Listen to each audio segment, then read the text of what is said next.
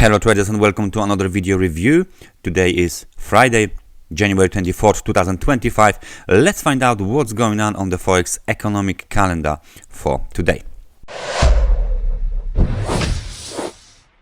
We are going to mark only the most important and the medium important events for today. So here it is right now. Japanese data first, plenty of the Japanese data because we got the interest rate decision overnight.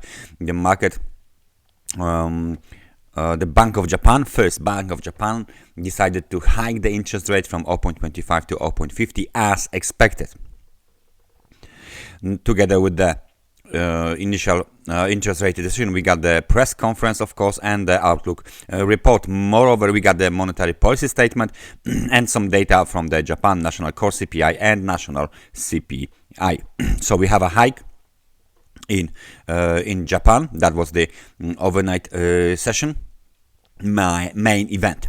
Now, World Economic Forum in Davos continues, as you can see here, and we are getting ready for the series of the services and manufacturing PMI data across the Europe, and then we will have the Eurozone services and composite and manufacturing data scheduled for release at 10 a.m.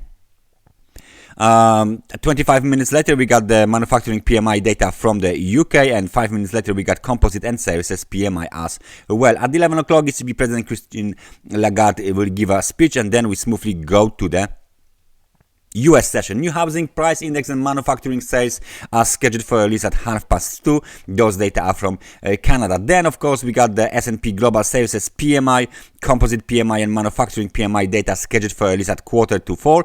And at 4 o'clock, we got existing home sales.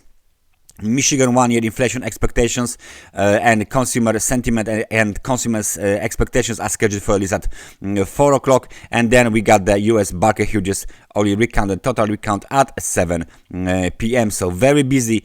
Asian session very busy. London session very busy. US session. Please stay vigilant, stay focused. Plenty of data is getting to be released during the Friday morning and afternoon and even evening. Right now, let's switch to the technical part. Let's go to the charts. We start with euro-dollar.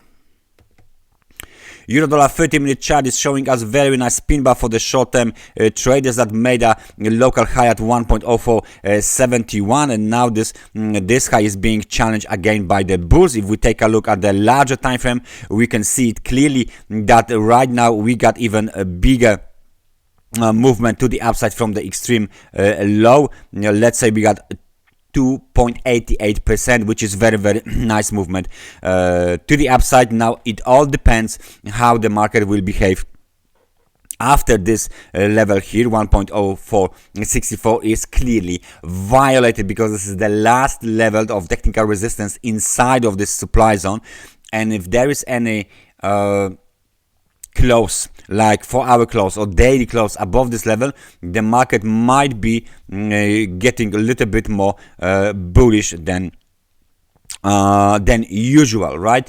I'm trying to find out if there's any kind of a, let's say, some sort of the inverted head and shoulders pattern here.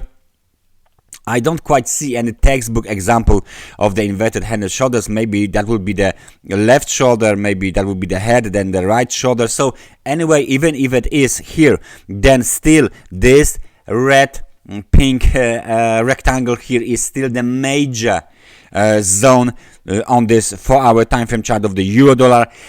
Any violation of this chart, of this zone, of course, would extend the rally towards 1.0537 and then 0629. So please stay focused as the market is very close to break higher on euro dollar. Let's just take a look at the US dollar index because I'm wondering why it's going up. There you go. US dollar index is going down. The 4-hour chart is showing us the high at 110.15. Then we got this local trend line, which is actually showing us the market is under the bearish pressure just recently. We broke below this level here, that's 107.71. this is the technical support. There's one more here that we can use, and this is 107.56. right now this level is being tested. So any breakout lower would likely be viewed as a very bearish. Let's take a look how big is that decline.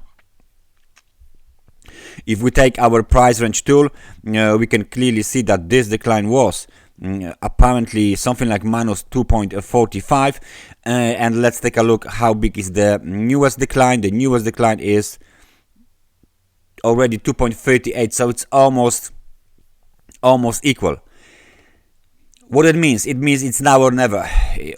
Either we will break higher and continue the uptrend on the US dollar index. That means euro dollar will reverse from the supply zone yet again, or we have a very strong breakout to the downside, and then the euro dollar will break to the upside. The next level of the support, if this one is violated, might be somewhere around the level of 106.69. so this is the next potential target for the best. So that's the US dollar index. Let's take a look at the S&P 500. ABC to the upside has not been completed just yet. The market has made another higher high, and it's testing the upper channel line with strong and positive momentum developing from the lows of the wave B at 1.2160. The high for the wave C is now located at 1.2417. However, we still might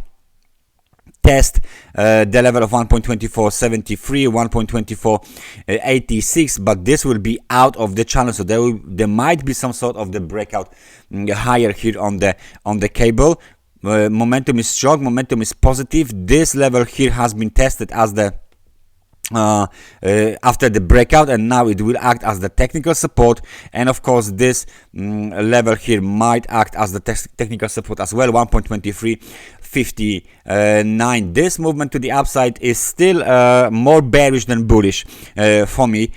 Just because we race towards the upper channel boundary doesn't actually mean we are going to fly high, and the trend is the downtrend is now completed. However, please keep an eye on the on the US dollar, of course, to apply the situation on the US dollar index onto the to the British pound, obviously. All right, so please keep an eye on this situation here. And US dollar versus the Japanese yen. Now the situation here is quite clear. We broke below both of these trend lines. None of them is valid anymore. The market broke below the black and the blue trend line. Right now we are roughly around the level of one of the lows at 154.79. so this is the low from the January 21st. Big candle to the downside has been made here. The market doesn't actually respect this zone, so let me just place another technical resistance here, and this one has not been respected as well. There is one more level that might be interesting, but it's a technical resistance level, and it's located at 156.93. so this might be the technical resistance as well. Now the situation is very tricky here, because we got the movement to the downside towards the technical support, major technical support. This is very close to the trend line. We can even zoom out a little bit here, so you can see that this is quite a solid trend line that goes back in time to the September 24, 16th September 24, to the level of 139, 140. so that's a substantial trend line, and the bulls don't want to see any breakout below this trend line. All right, so there might be some fight, there might be some struggling for the bulls. This level roughly has been testing twice, and now the third time. So the market is below the 100 periods moving average. It is looking very, very vulnerable. Yeah. So any bearish pressure in strength, any bearish pressure build up might result in another spike to the downside. So if the bears got stronger with this kind of the RSI 41 points only, the breakout to the downside might be very, very strong.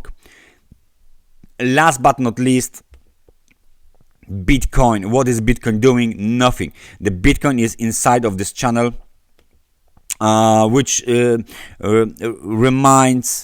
resembles some sort of the to be honest with you guys, a triangle basically, right? So we got this, and now we got something like that from the top. Let's say we can do it like that, or something like this. Yeah, or maybe okay, this is it. Get rid of that. Yeah, something like that. It looks like a triangle, and breakout from the triangle in that situation is to the upside. So we are still waiting for the market to digest all of the weekly news and changes. There are big ones, you know, inauguration of Trump and all of these orders that he signed up during the first and second day of the presidency. So everything must be digested here.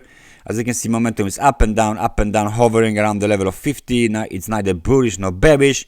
The same situation is on the chart, but judging by the price action here, it looks like we have the directional movement here towards new highs, then some sort of the triangle, some sort of the correction, and then we are waiting for the uptrend continuation higher on Bitcoin.